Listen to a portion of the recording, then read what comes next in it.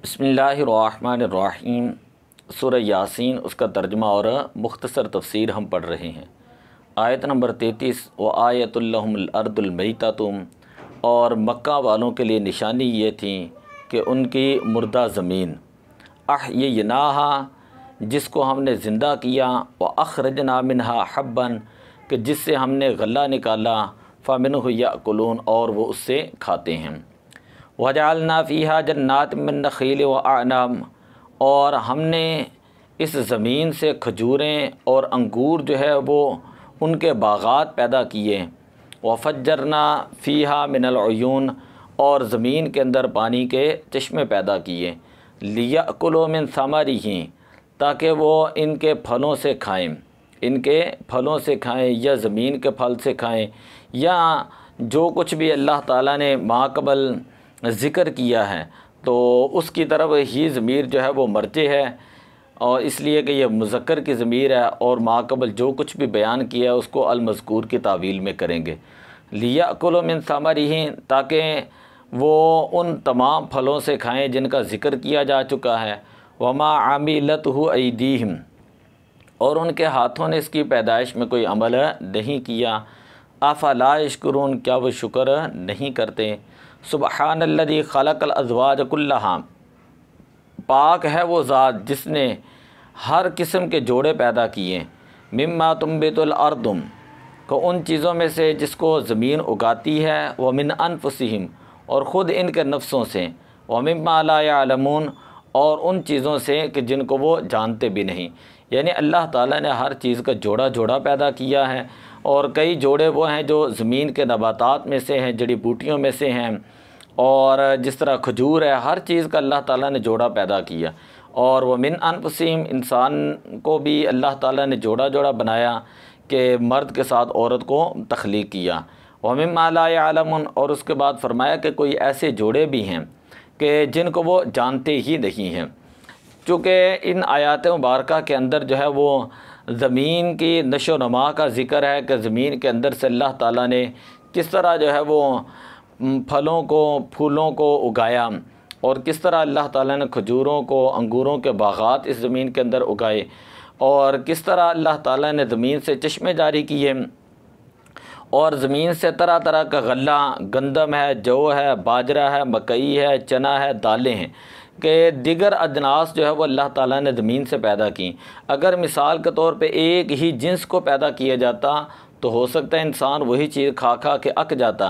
मसलन सिर्फ गंदम ही को पैदा करता, चने को पैदा ना करता, तो ज़ियाबीतिस के मरीज़ों के लिए गंदम नुकसानदेह है, क्योंकि इसमें बहुत ज़्यादा नशास्ता होता है। तो अल्लाह ताला ने चना भी पैदा किया। चने में गंदम के बनिस्बत आधा जो है वो नशास्ता जो है वो पाया जाता है, और जिनकी शुगर बहुत ज़्यादा वो चने की रोटी खा लेते हैं। तो अब यहाँ पर जो है मैं चंद एक अहादीस पाक आपके सामने वो रखता हूँ जिनके अंदर खाने की ताज़ीम का जो है वो ज़िक्र मौजूद है। नबी अकरम सल्लल्लाहु अलैहि वसल्लम ने इरशाद फरमाया कि रोटी की ताज़ीम किया करो। हज़रत अबू सकीना रदियल्लाहु ताला अन्हु बयान करते हैं कि हुज़ूर अलैहिस्सलातु वस्सलाम ने फरमाया कि रोटी की ताज़ीम करो, क्योंकि अल्लाह ताला ने इसको इज़्ज़त दी है।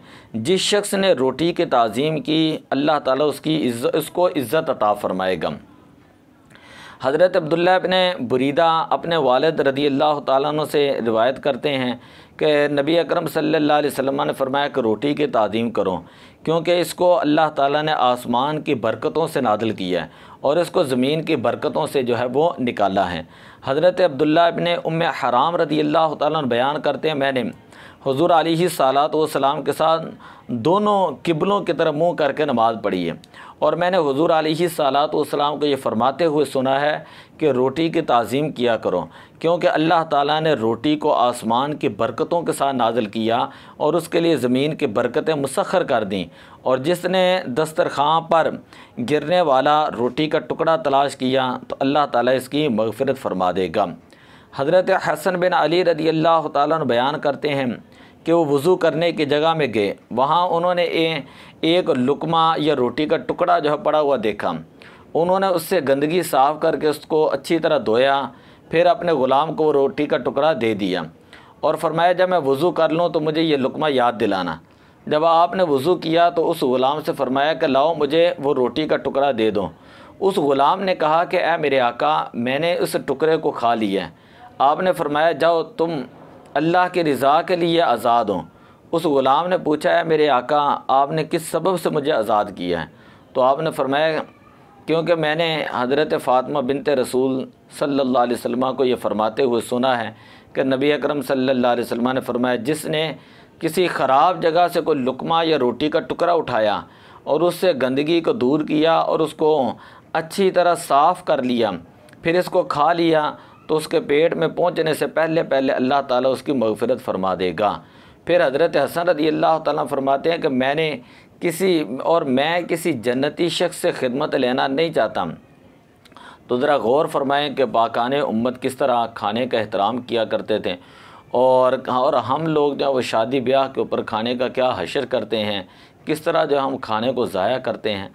हज़रत जाबिर रज़ी अल्लाह ताला बयान करते हैं, नबी अकरम सल्लल्लाहु अलैहि वसल्लम ने फरमाया, जब तुम में से कोई शख्स खाना खाए और उसका लुक़मा गिर जाए तो लुक़मे पर जिस चीज़ के लगने की वजह से इसको शक हो, इसको गिरा दें, फिर इसको खा लें और उसको शैतान के लिए ना छोड़ें।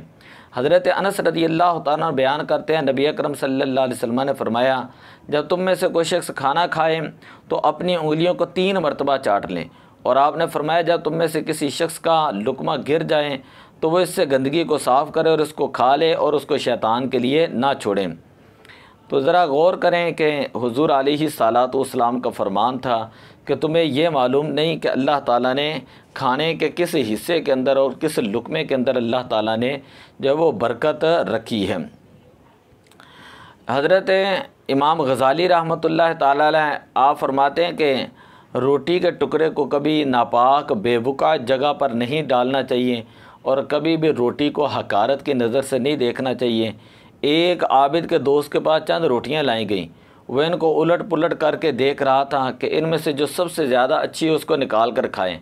आबिद ने उससे कहा, ये तुम क्या कर रहे हो? क्या तुम नहीं जानते कि जिस रोटी से तुमने एराज़ की है इसमें कितनी हिकमतें हैं और इस रोटी को वजूद में लाने में कितनी चीज़ों के अमल का दखल है। इस रोटी के हुसूल के लिए अल्लाह ताला ने बादलों से पानी उतारा, ज़मीन को सैराब किया, ज़मीन में बीज डाला, फिर इससे गल्ला पैदा किया और ज़मीन में मादनियात रखे गए, इनसे लोहा निकाला गया, फिर उस लोहे से मशीन बनाई गई, इन मशीनों में इस गल्ले को पीसा गया और दरख्तों, कोयलों, तेल और कुदरती गैसों से ईंधन तैयार किया गया, फिर इस आटे की रोटी बनाई गई। तो सोचो कि इस एक रोटी के हुसूल के लिए अल्लाह ताला ने कितनी चीज़ें पैदा की हैं। ये ज़मीन, आसमान, हवाएं, सूरज की हरारत, चाँद की किरणें, दरियाओं का पानी, सब इस रोटी को तुम तक पहुँचाने के लिए अपना रोल अदा करते हैं। अल्लाह ताला का इरशाद है, व इन तअद्दू निअमतल्लाहि ला तुहसूहा, कि अगर तुम अल्लाह ताला की नेमतों को शुमार करना चाहो तो तुम अल्लाह की नेमतों को शुमार नहीं कर सकते। तो कितनी अहादीस पाक जो है वो आपने सुन ली कि जिनके अंदर ये मौजूद है कि अल्लाह तबारक व तआला ने रिज़्क़ के अंदर कितनी बरकत रखी है, गंदम के अंदर कितनी बरकत रखी है कि इसका मिजाज गर्म है दर्जा अव्वल और माइल बाएतदाल है, कि गंदम जो है इससे खून और गोश्त बनता है, हड्डियाँ बनती हैं, गंदम कब्ज़ को दूर करती है और बदन को जो है ये फरबा करती हैं। तो अब इसके अंदर बहुत सारी जो है वो हुक्मा बताते हैं कि इसके अंदर प्रोटीन कितनी है और चिकनाई कितनी होती है, कैल्शियम कितने होते हैं, फास्फोरस कितनी होती है, विटामिन बी कितना है, विटामिन जो है वो बी के साथ जो ई जो है वो कितना जो है इसके अंदर पाया जाता है। अगर 100 ग्राम आटा भी लिया जाए और उसके अंदर मैदा और सूजी वगैरह ना निकाली जाए तो इससे पता चलता है कि ये अल्लाह ताला की बहुत बड़ी नेमतें हैं। और ये अगर इंसान दुनिया की कोई भी नेमत खाए ना तो वो और कोई फल खाता रहे, मसलन कोई और गंदम के अलावा कोई चीज़ खाता ही रहे तो वो एक न एक वक्त उकता जाता है। लेकिन ये वाहिद एक गंदम है जिसको इंसान जितना भी खाएगा तो वो उकताता नहीं।